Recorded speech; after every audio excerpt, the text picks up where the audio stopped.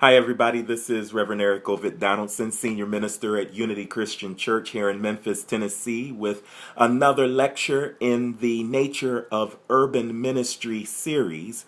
And in our book this week, the Peters book on Urban Ministry 101, I guess you would call it, an introduction, there is a historical figure that our author talks about in his chapter on antecedents of top-down theology. And the gentleman that he talks about is who I want to talk about today. His name is George Wilhelm Friedrich Hegel. I think that's how it's pronounced. He, I guess, has a German background. His name is Friedrich Hegel. And he came up with something that is powerful, especially in the explanation of what we might call in New Thought circles chemicalization. Now, I'm pretty sure that you've heard about chemicalization by now. That is a term that we use in our Lessons in Truth series to explain this process that happens, stuff that bubbles up within ourselves as we are coming into the truth. It's kind of like our science projects when we were in high school or middle school, where we would take the baking soda and the vinegar and we would put them together and they would bubble up, then they would settle, and then you would have, quite frankly, a mess afterwards. But it would settle into something new, something different.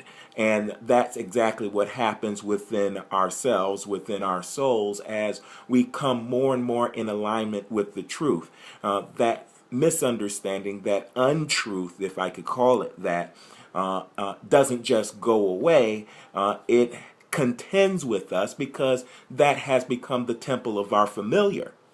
So we have to work on ourselves in order to tell ourselves that we are ready for change. We are ready for something different. And in that battle, we often feel the effects of that chemicalization. Well, that's not how Hegel described it. He described it this way. He called it first, second, and third force, or active force, passive force, neutralizing force. That's another way of putting it. There are several ways in which you can term it, but this is how it works. I like the term thesis, antithesis, and synthesis. I think that that's probably the best way to put it. Here's how it works. You start out with the status quo, that which already is.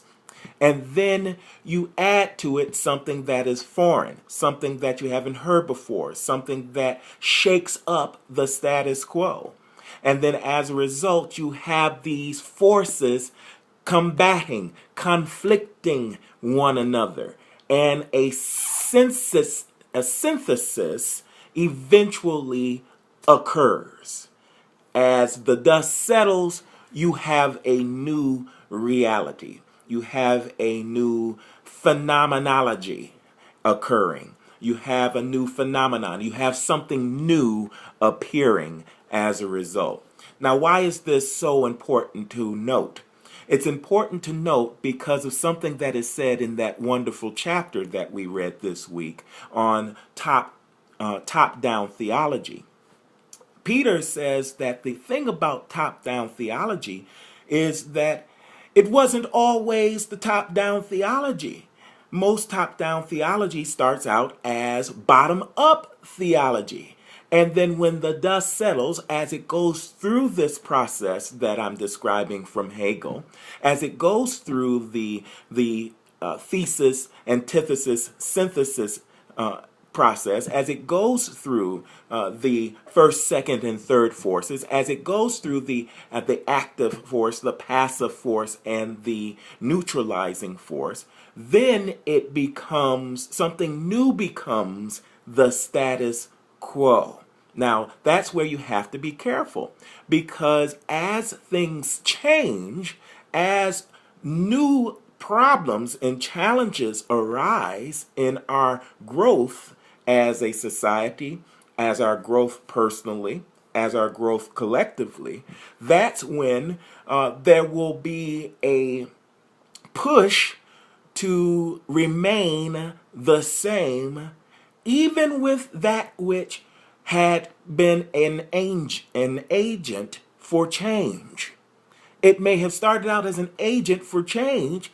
Change has come, but there's more change to arrive, and that which was once the agent of change has now become the agent to remain the same, the status quo. So we got to be careful.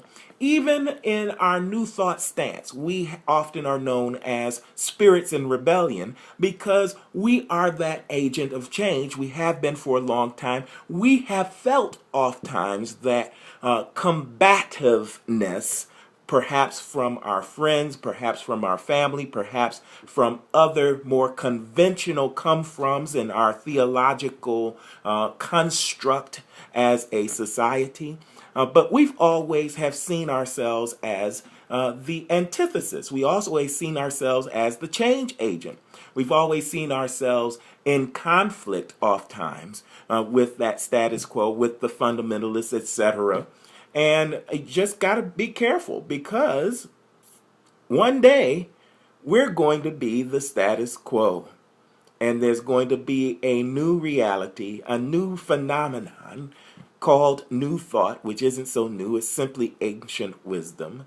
But as we grow and unfold, we're going to find new elements of that wisdom, new elements of the ancient that will need to be incorporated.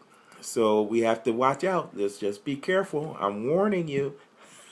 I hope this is helpful. I hope that makes sense. If not, give me a call, give me an email, give me a text message, talk to me in the discussion forum, and we can have a further chat in regard to this wonderful theory by our friend George Wilhelm Friedrich Hegel.